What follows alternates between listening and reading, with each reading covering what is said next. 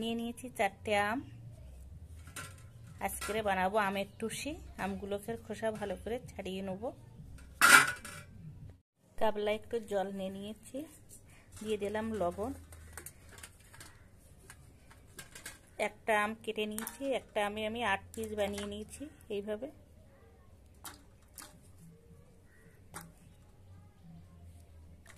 আমগুলো জলে এরকমভাবে ভিজিয়ে দেবো। বাকিগুলো সব আমগুলো আমি কেটে নিয়েছি।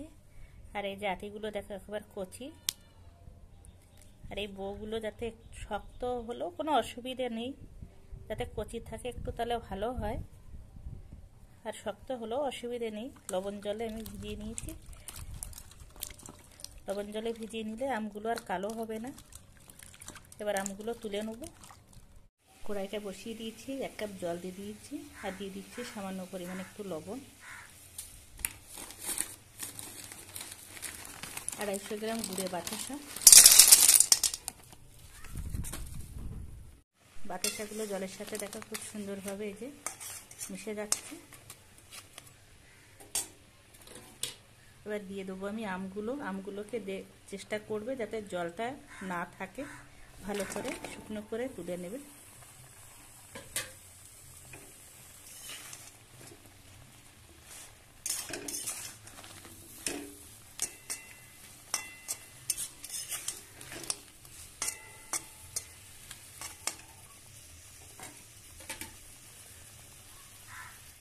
কিছু সময়ের জন্য একটু ঢাকনা দিয়ে ঢেকে দেবো।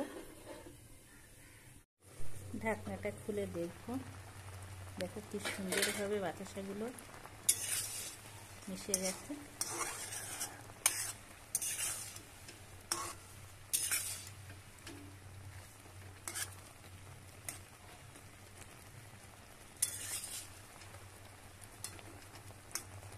এইভাবে কিছু সময় একটু জাল দিয়ে নিতে হবে। বেশ কিছু সময় একটু জাল দিয়ে নিয়েছি, আর দেখতেও কি সুন্দর হচ্ছে দেখো। আর খুব বেশি নাড়াচাড়া করা যাবে না, আলতোভাবে এইভাবে একটু নেড়ে চেড়ে দিতে হবে।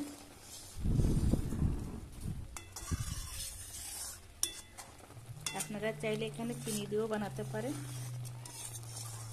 বা গুড় দিয়ে।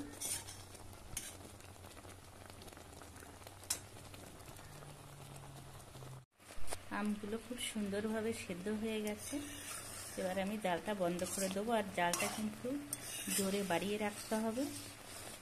আমগুলো খুব সুন্দরভাবে একদম সেদ্ধ হয়ে গেছে, আর এরকম গোটা থাকবে। এবার আমি জালটা বন্ধ করে নামিয়ে নেব। এখানে একটা আমি এরকম বড় জায়গা নিয়ে নিয়েছি, দিয়ে দিচ্ছি সাদা তেল। সাদা তেলটা ভালো করে এখানে এইভাবে থালে মেখে নেব। আপনারা চাইলে এখানে ঘিও দিতে পারেন। আমার হাতের কাছে ঘিটা নেই, তাই আমি সাদা তেলটা ব্যবহার করছি। জালটা বন্ধ করে দিয়েছি, দেখো দেখতে কি সুন্দর লাগছে। আর এইভাবে কিন্তু একটা করে আম তুলে আমি এইভাবে সাজিয়ে দেবো।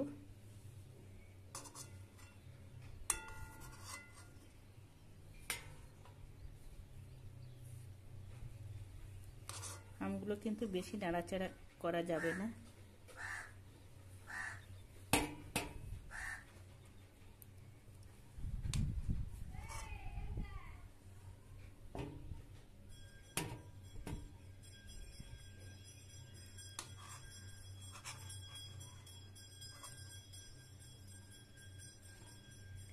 বাকি আমগুলো আমি একইভাবে তুলে নেব। ঠান্ডা হয়ে গেলে আবার চিনির শিরাটাই ধরে নেবে, যে কারণে আমি খুব তাড়াতাড়ি তুলে নেব। আমগুলো দেখো তুলে আমার সাজানো হয়ে গেছে। এবার আমি রোদে দিয়ে দেবো। আমগুলো দেখো শুকিয়ে গেছে কি সুন্দর, আর ওগুলো কিন্তু শুকিয়ে গেছে। এখানে দিয়ে দেবো এবার গুঁড়ো চিনি। এই গুঁড়ো চিনিটা দিয়ে আপনারা কিন্তু অনেকদিন এগুলো রাখতে পারবেন।